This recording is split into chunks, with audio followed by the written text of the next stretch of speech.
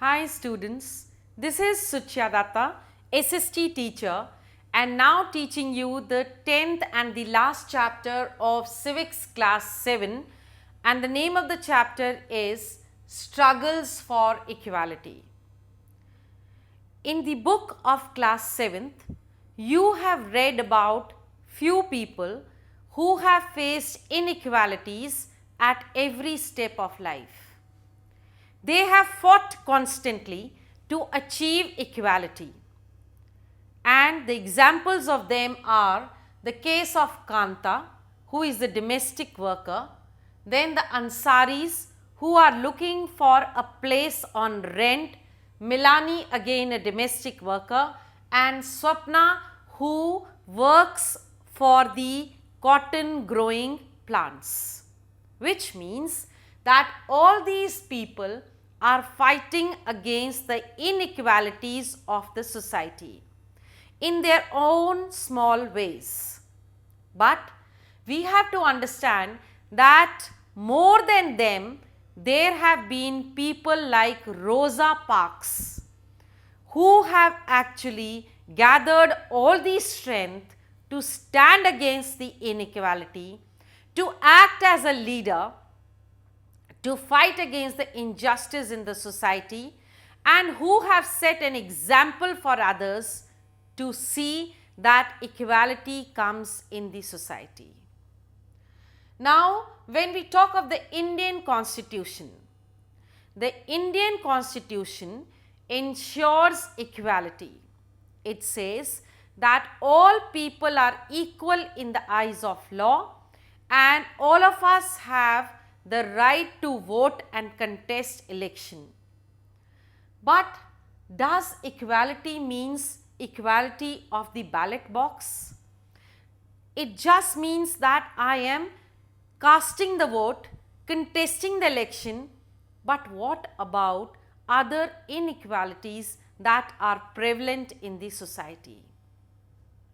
So, in spite of the fact that the Indian Constitution ensures political equality, in India we still have to achieve social, economic, religious and caste equality. Well, there is so much of privatization these days, and due to privatization, things are going out of control, and the government is doing nothing to see that the people who cannot afford private facilities are also given due justice. As in the book we have seen the example of Kanta and also of Hakim Sheikh, who are not able to get private hospital facilities for the lack of money. So this means the government again is not acting responsible because equality is not achieved here. Well, they also talk of a fellow who sells juice. He has to compete with the juice that is branded, sealed, packed in a very attractive packing, which means they also have money to advertise.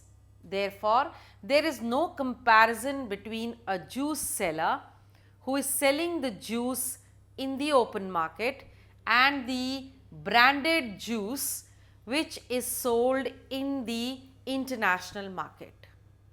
So again there is inequality here, the economic inequality, which is again making the difference, the gap between both of them very wide. Now when I talk of the injustice, the inequality which exists in the Indian society, we have to see that the poverty, religion and caste are the biggest factors which are increasing inequalities in India. When we talk of poverty, we know of the example of Kanta, we know of the example of Milani, we know the example of Swapna, who all have faced inequalities in everyday life because of the fact that they are actually very poor. So, poverty is the factor here in their case. But when I talk of Hakim, when I talk of other people like the case of Ansaris who had the money to pay the rent but were unable to get a place on rent because of their religion. When I talk of the case of Om Prakash Valmiki, who was denied admission in the school and was ill-treated in the school because he belonged to the so-called low caste, is an example of caste discrimination. I shall be talking further about it in the next clipping.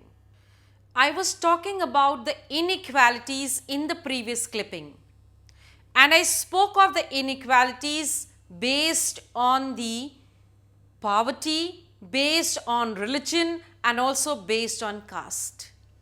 But there are other inequalities which are prevalent in the society, like the inequality because of being a woman. You are denied justice, you are denied access to so many things because you are a woman. Besides being a woman, the Dalits, the Adivasis, and the Muslim women in particular are denied much more than what others have got, which means that there are inequalities and further inequalities in the society based on religion, caste, community, gender, and so on.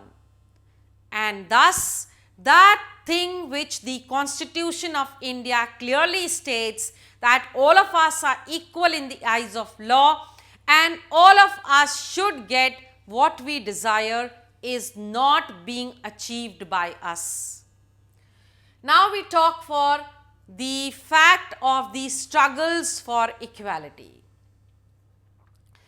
In the world, in nearly so many towns, villages, cities, there have been people, great people rather, who have stood up against inequalities that are prevalent around them. Those are the people who are respected by others, who have set an example for others to follow, who are looked upon as great men and women. They have all the support of the general masses and they also represent the masses. These are the people who do big jobs and they achieve the kind of justice which is required to bring about equality in this unequal society. Now, there are people who have made cooperatives, who have made groups to achieve what they want in life. And especially the people who have been discriminated have formed such cooperatives. There are people who make beedis, there are people of the fish folk, the farmers, the laborers, the slum dwellers. All these people have gained strength not individually but forming a cooperative, a society wherein they are asking for justice, for equality, and we shall be reading about one of such cooperative in the next clipping.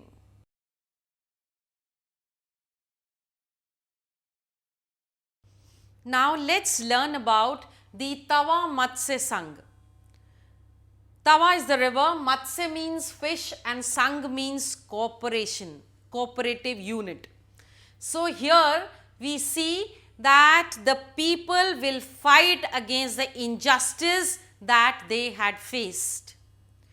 You see, whenever the dams are built or the forests are cleared, the people who get displaced are the poor people who have been depending on the forest or the river for their livelihood.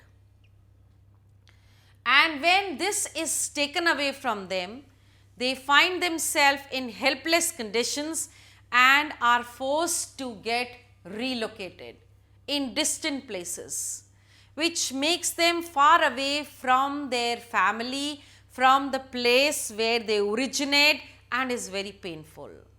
So, the clearing of the forest and the dams has always been a sad story for the people who have been dependent on them for their livelihood. One such example is of the people of the Tawa village, that is, which is located in the Mahoday hills and is in the Chhindwara district. The Tawa flows here before joining the Bitul, and the people of this area were dependent on fishing as their main occupation. Then the work of the dam was started in 1958 and continued till 1978. The people here had very small farms and fishing was their main occupation. But lot of it was taken away from them when the dam was built and they felt helpless. But the final blow came in 1994 when the government gave the fishing right to the private contractors. These private contractors tried to threaten the villagers and they believed that they should have the sole right of fishing and the villagers should not come in their way.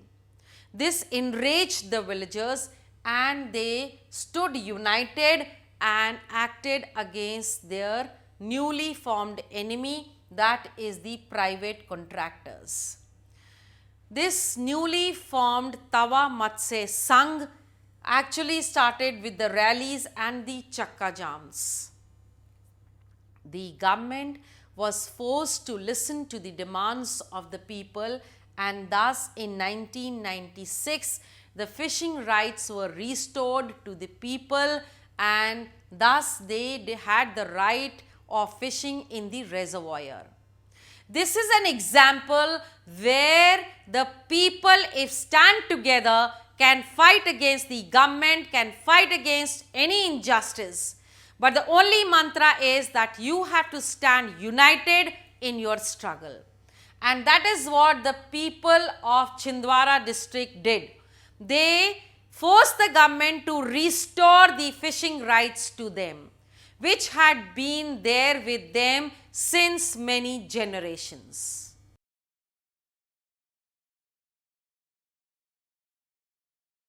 The Tawa Matsya Sangh did a commendable job, especially this cooperative formed a group for themselves and thus helped the fish catchers to get a fair price for their catch.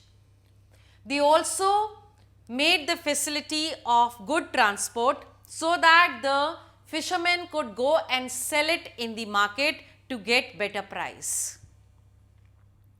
They also started providing loans for the repairing and buying of new nets. Thus, the income of the people increased to threefolds, and this was all due to the Tawa Matsya Sangh.